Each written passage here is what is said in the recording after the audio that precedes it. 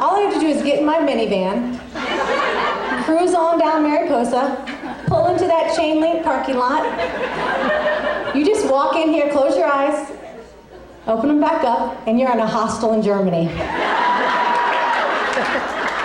It is amazing, and I figure, and I've seen some of you drink, so I think there's someone out here who's gonna get drunk enough that if you go down to that bar downstairs, you will French kiss someone with an accent.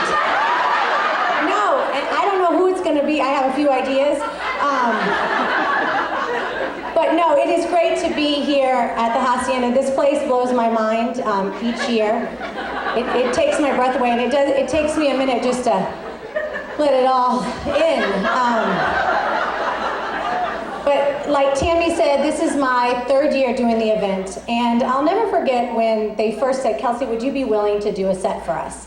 It's the Ed Foundation, and at the time I had just moved into the neighborhood. My son was maybe 3. I wasn't really in the world of schools yet, and I said, yeah, I'd love to do a set, but I don't really know what this is about.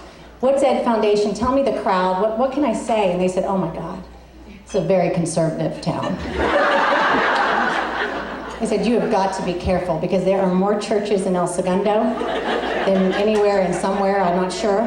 They said, the donors are older, they have conservative attitudes, and you need to really be mindful of that. And I was like, I got it. So I did that event at occasions, and I was very, very careful not to cuss, not to talk about sex, not to say anything that would offend anybody. And then I came last year.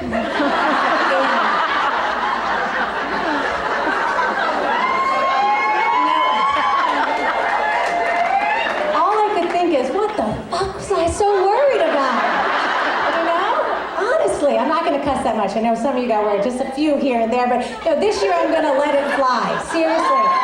Because this is it. All the people that were offended didn't come back, right? Which is so phenomenal. We do need to touch on the stripper, because I know that was a controversy that drove a line through this town. Just like Main Street, it was strippers and no strippers, and oh, God. Everybody was talking about it at Starbucks and Blue Butterfly, and then you chose what coffee shop you liked, and the strippers went to Starbucks, and the no strippers went to Blue Butterfly. And people were pissed, So I want to start by telling you how I feel. Just so you guys know where I stand. It doesn't really matter to me where, when, how, or who. I am always pro-stripper.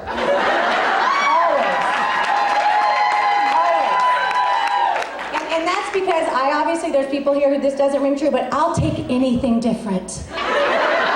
Anything, Even if that means a 5'2", most likely gay, very tan, extremely sweaty, greasy man just gyrating up here, It wasn't pretty, but it was something else, right? I lost control, I was so excited. I was like, holy shit, they did not. And I was just up here. I was just going. And I almost took my own shirt off, but then I was like, that'll ruin it, But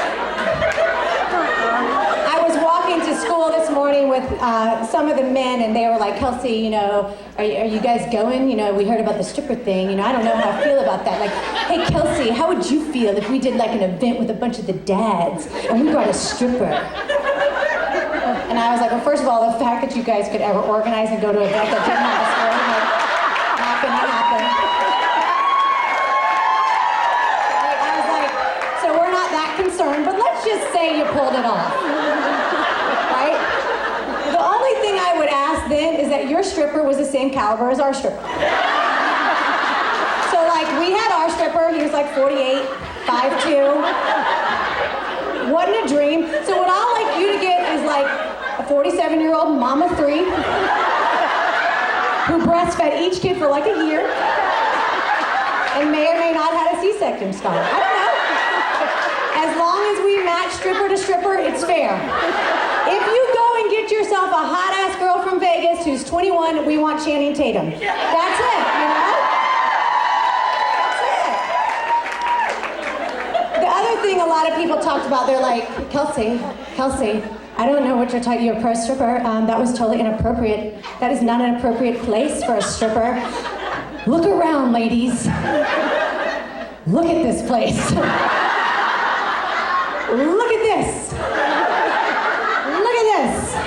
This place is filled with bad decorations, bad lighting, bad music, and a bunch of middle-aged women drinking cheap, warm Chardonnay out of plastic glasses. It was made for strippers.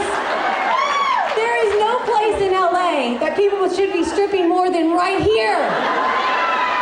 If I had it my way, I swear to God, I'd have strippers all around right now. Just walking up to you while we're talking, just getting behind you. Because you know what? Each of you deserves a stripper. You do. You do, because we need that, right? Okay, I'm gonna get off that topic, but just so you know, I could go forever on the stripper thing. Let's switch up to something that is a little less controversial, doesn't get talked about as much in this town. Let's just touch on Little League.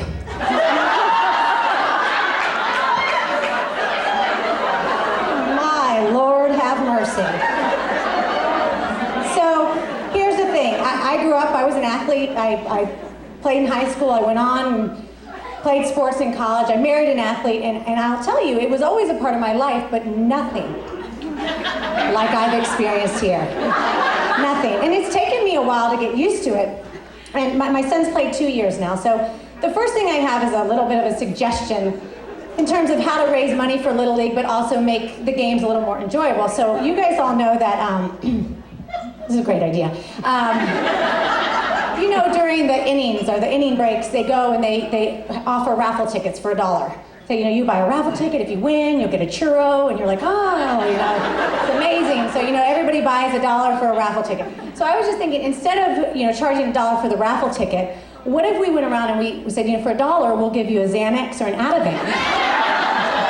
So you can chill the hell out, you know?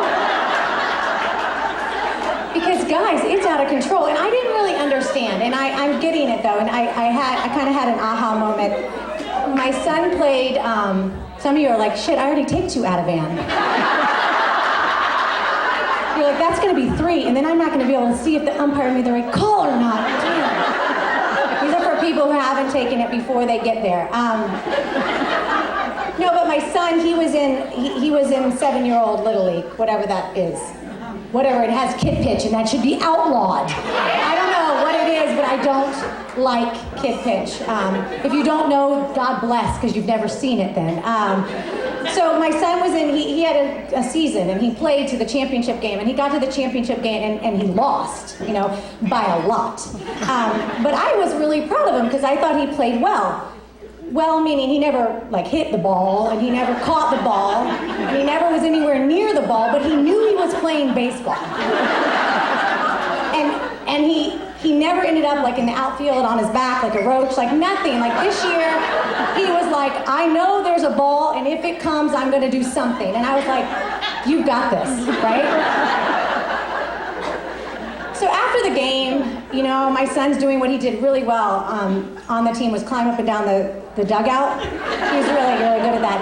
And so I was happy, because I was thinking, thank God, I've got my Saturdays back, I don't have to sit on that awful bench, and it's like, no more churros. You know, I don't understand the spraying of the water on all that stuff, the pretzels and the churros. That's different. So we were all happy, and I'm like, yes, it's over, you know, it's not double elimination. And then all of a sudden I stopped, and I was like, wait a minute. I started to look around. And I see these like 3 moms over there, and they are pissed, and they're on their iPhones. They're like, "Can you believe it? Can you believe it? I can't even believe that call. That was unbelievable." And that kid, you know, he pitched 51 pitches, and it's only 50. And I was like, "Oh," you know. And then I go over here, and there's this dad, and he's like, "Son, you weren't even in the game. You didn't even care about the game. You need to focus." And I was like, "Whoa, you know." And then the saddest thing, I look, and I see these 3 little 7-year-old boys, and they are sobbing, literally sobbing. And I was like, maybe I missed something, you know? So I was like, I better do something about it. So that night I went home, and I was like, hey, Jack, I gotta talk to you. And I was like, here's the deal. He was like, what, Mom? I said, you know, I told you that baseball's about having fun and making friends? I lied. Yeah, I'm sorry, but baseball's about winning. And unfortunately, based on this season, and especially that last game, you're a loser. Oh, and I said, listen, I know this is hard for me too. I just learned it today, but see, it happens that how you played tonight could set the tone for your entire life. He was like, I'm like, I know. I'm like, let me explain it. See, here's the thing. I don't know if you know this, but El Segundo is a baseball town. And if you play baseball and you're good, people will like you. And if people like you, you'll have friends. And if you have friends, you might be popular. And if you're popular, you might not get bullied. And if you don't get bullied, you'll never get slammed inside a trash can. And if you never get slammed in a trash can, get stepped on, then you might not, go goth. And if you don't go goth, you won't wear big black capes and paint your face white, And if you don't do that, you probably won't try meth. And if you don't try meth, you'll never get your tongue pierced. I need you to know it's so important not to get your tongue pierced, you see? And I explained to him, it snowballs. This is not just a game, this is everything. And he was like, that is so not what you told me. You told me you were so proud of me and that it was so great that I even made it the game. You just like watching me play because you love me. And I was like, well, I must have been drinking when I said that. I said, the reality is, it's not even bad that you lost, but you didn't even care. Did you see all those other kids and parents? They were devastated. I need you to be more devastated. And he's like, I don't know if I can. I said, we're gonna do it together. I'm gonna get angry and I need you to cry more. Now let's go hit grounders, I know this is hard. I know it's a touch. Some of you are like, but my kid, he's got a hell of an arm. That bitch doesn't know what she's talking about. Good for you, you don't have to worry about the tongue. We do, those of us, we do. You're safe,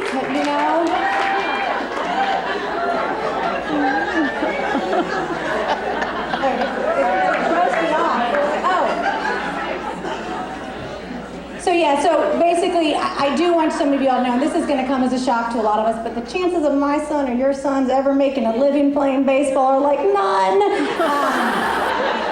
And I only say that because even if they did, it's not the greatest life. Just take it from someone who married a professional athlete, won a Super Bowl, and if you came and look at my kitchen, I've got salmon tiles and cabinets that don't close.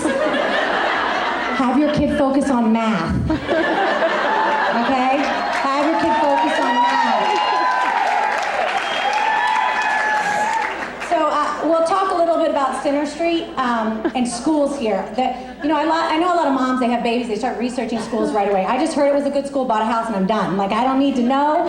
This is a great place to raise your kids. That is the truth. This is a phenomenal town. All the schools are good. Center's obviously a little better than Richmond, but like this.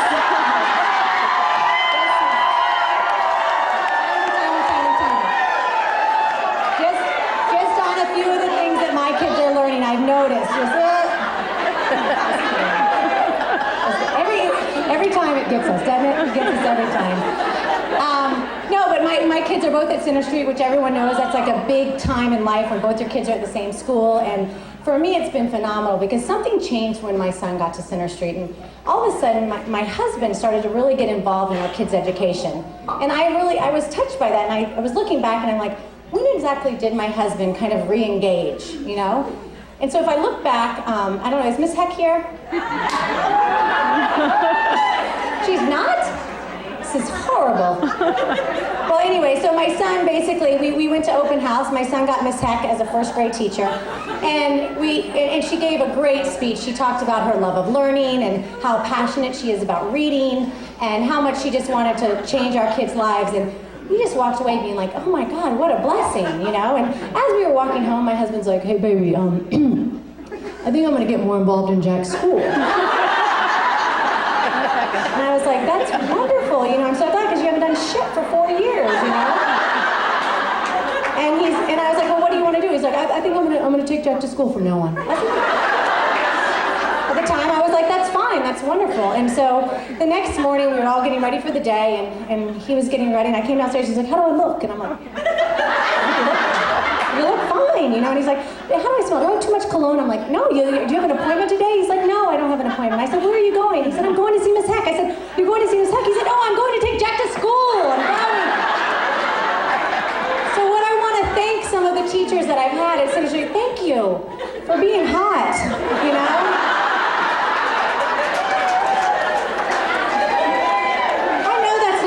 want to be known for. You want to teach them to love to learn and to read. But in the end, we appreciate you just being hot.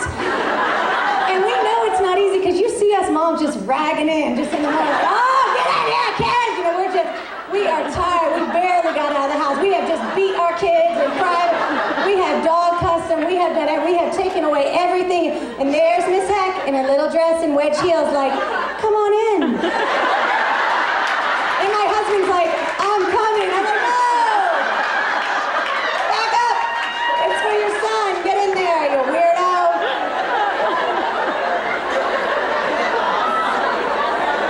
I wish she was here, but she's somewhere where pretty teachers go on Thursdays.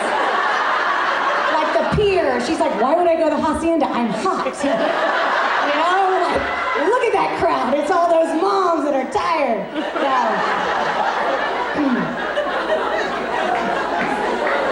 Oh, it's too much. It's too much. And then we got Miss Rathburn. Have you all seen her? He's like, I'll take Addison too. I'm like, oh, great. You know, it's too much. One of the things we're dealing with, my son's in 2nd grade, so it's the first time we've gotten real homework. And this is kind of new for me. I think I addressed this last year. I kind of have a different idea about learning. Some of you may agree and may not agree. I don't think my kid's not smart if they don't know the answer. I just don't think they're smart if they can't find someone to sit next to who does. You know, some people call it cheating. I think it's like cooperative learning.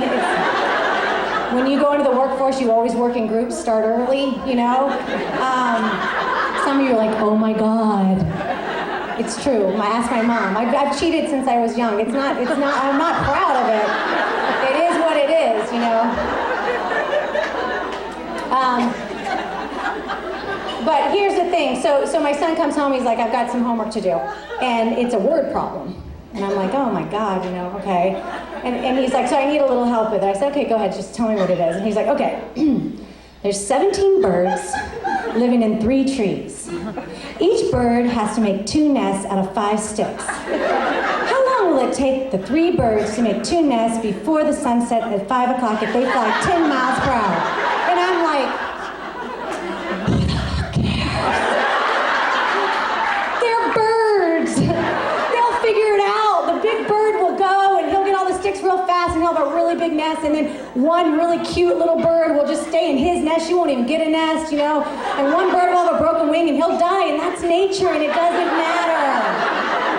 We don't need to learn about this, right? Nobody cares. The birds don't care. Why do we care? So I kind of got upset and I was like, I don't think this is important. He's like, Mom, this is my homework. And I was like, well, I gotta do some busy things, like look at my ex-boyfriend from high school on Facebook. So you sit down and don't stand up, because I can't do this right now. Because I'm gonna check if he likes my picture, and I think he's good.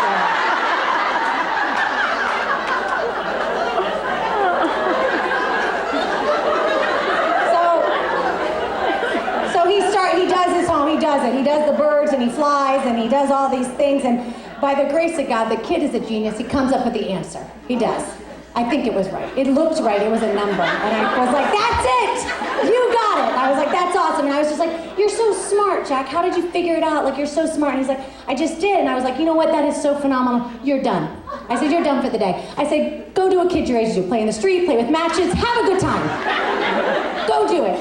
And he's like, well, I can't. And I'm like, why? He's like, I have to show my work. And I was like, hold up a minute. I was like, you gotta tell us how you figured out the bird thing. I was like, that's ridiculous. And I got so furious, but then I was like, don't be furious. I have a solution. I have a solution. So instead of giving kids problems, like word problems that have nothing to do with real life and don't help you at all as an adult, mangle through this awful times called your 30s and 40s, like give kids problems that teach them skills they can use later. Like, this is the one I was thinking, like, okay. No, this is not, it's not bad, it's not bad, it's not bad, it's not bad. Like, okay. My mom bought a couch at Living Spaces for $1,200. While she was there, a really cute guy offered her a credit card for Living Spaces at 0% down, 0 interest for 6 months.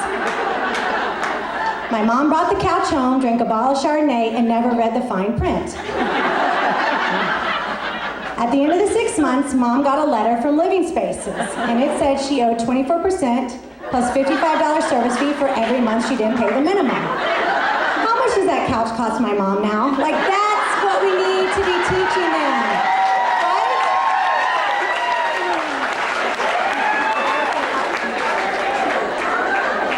I just think if the teachers that are here start thinking that way, you know? Maybe teach them how to make an app that keeps the passwords or how to do a wireless printer. Like, these are things that we could use.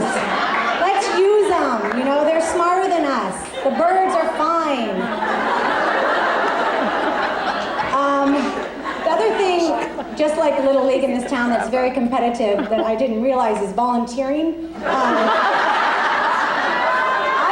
honest to God, I've never seen anything like it. And I didn't understand it when I first got here. I'll never forget, we were in kindergarten and the teacher came out, and I was in Miss Murray's class, so you stand out for like an hour every morning. And she cries and you cry and everybody cries. And you love your kid and she tells you you're gonna get better and she's talking to you, not the kid. And it's very enlightening. And so one day she said, you know, we're going on a field trip. We're going to a petting zoo. And I was like, oh, Jesus, you know? And she's like, here's the deal, though. I'm going to, you know, have to pick names out of a hat for who can go. And I'm like, no shit. Like, nobody in their right mind would ever want to go to a petting zoo, right?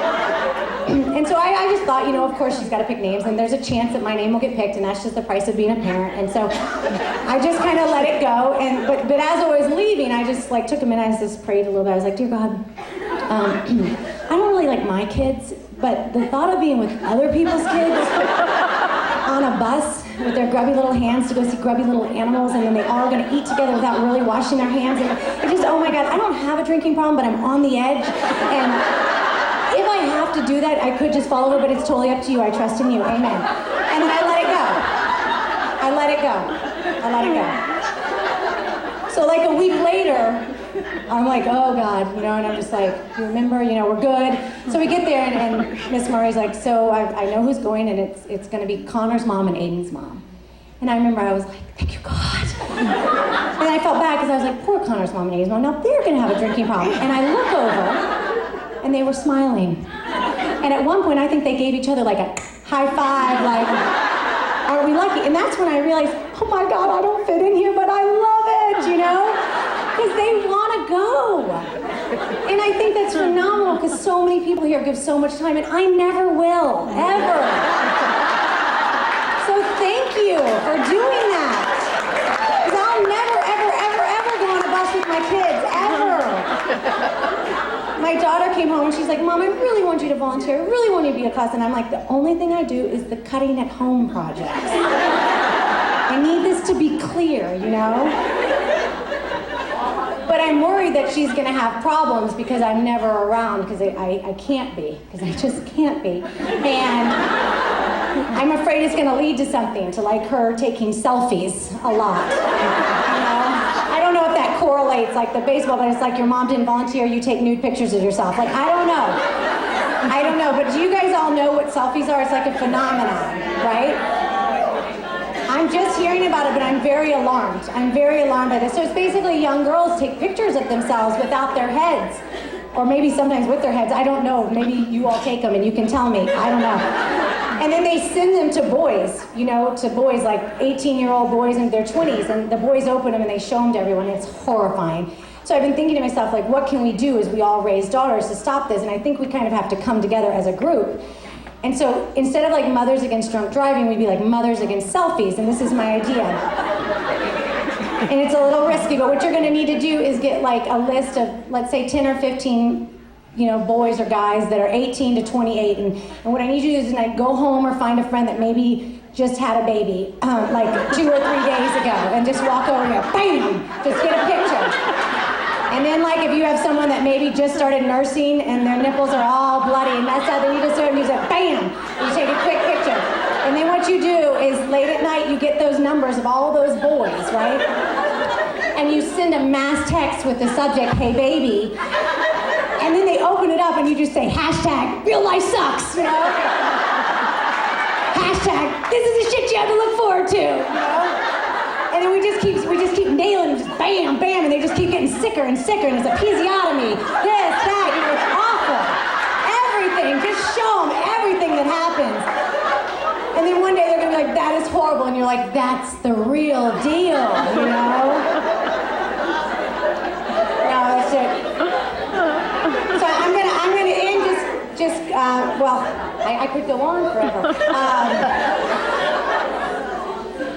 One of the things that I was thinking about with the stripper, because I've been thinking, I pray there, I mean, are there strippers anywhere? I mean, there's got to be nothing. I was thinking, like, why do I love strippers so much? And I realized that, I don't know if you all have this, but I didn't get out enough when I was younger, you know. It's awful. I mean, you should feel terrible for me. I know a lot of people want their daughter to be really classy. I want her to just do what I didn't do, because I'm telling you, when you're 35, it's horrible. You wake up and you think, what was I thinking? I mean, I don't know if any of you have had this, but when I turned 35, I literally woke up one day and I was like, oh my God, I think I might like sex. You know? It was shocking to me, because I just pretended for so long I didn't even know what that meant. So, you know, I started thinking about selling my minivan, I started growing my hair longer and longer, and I was just like, oh my God, I do. I think I'm gonna like sex. And I thought to myself, I wanna have sex anywhere, anytime, anyway. Except with my husband, you know? That's the caveat that keeps getting me stuck. But it's because I didn't have enough sex growing up, and I think that, you know, I only slept with two people. One was not even one. The second. My husband, yes, and so I realized, and this is something to think about as we're on the girl thing, and then we'll move on to watching a bunch of sluts walk up and down here. Because you don't do that fashion show unless you got around, you know? That's just how it is. I'm just kidding. No, but my mom, when I was in high school, I must have been in high school, she wasn't telling me if I could have sex before marriage or I couldn't. She just said, here's the deal. Kelsey, you're a beautiful gift. You're a beautiful gift, and you're wrapped beautifully, and you're made just special. And you only can give away that gift one time. So you choose who you give it to. And she said, now remember though, once you get opened, if they have to give you back, they're gonna use old wrapping paper, and the tape's gonna look different. And then the next time you give it, you're gonna look a little rattier, and before you know it, honey, you'll just be trash. And she was right. And so I said, that makes sense, right? And then at the same time, I was living in the South, and so most of my friends were very strong Christians. And so I remember they'd all come back from Bible study in 9th grade, and they were like, Kelsey, we have all decided that we are not having sex till we're married, okay? And I was like, okay. I mean, I'm a gift. I mean, and then they're like, that's what Jesus said. I'm like, okay, I'm a gift, and Jesus seemed like a great guy, so good, we're all good. So I didn't have sex. And then we all came back from college, like our junior year, and we were playing like a really Christian game, like beer pong. That's what Christian girls do. And somehow we got on the topic on how many people everyone had slept with, and they were like, 12, 7, 9. I'm like, wait a second. I didn't even believe the Jesus thing, and I didn't do it. I'm like, how did this happen? They're like, Kelsey, we lied. We didn't really mean that. And so here's the problem. By the time I found out, I was behind, So it's been really hard for me, because I've tried to talk to my husband, tell him kind of what I've been dealing with, the situation I had as a kid and why I got here, and see if we can work out some type of agreement or just like a hiatus of some sort where I could just go do what needs to happen. But as of right now, no deal. No deal. I know, we're done. Here we go. I love you guys. I appreciate being here. What's about to happen next is, I go on, I don't think I can do 5 minutes, and I'm like 2 hours later. Kelsey's still talking. The fashion show is next. I do want to say a few things about the fashion show, then I'm gonna introduce Tammy. We really need to support these women, because you could not pay me to do what they're about to do, and they're doing it for free, okay?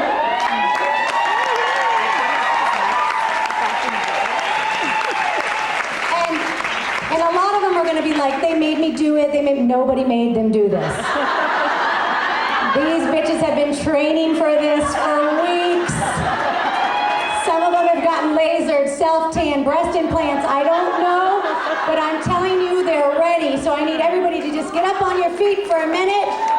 We're going to go. Oh, wait, I just lied. We're done. You're sweet. But please do support them, because if they're not drunk, this is going to be really painful for them. I I appreciate it. Tammy Long, thank you.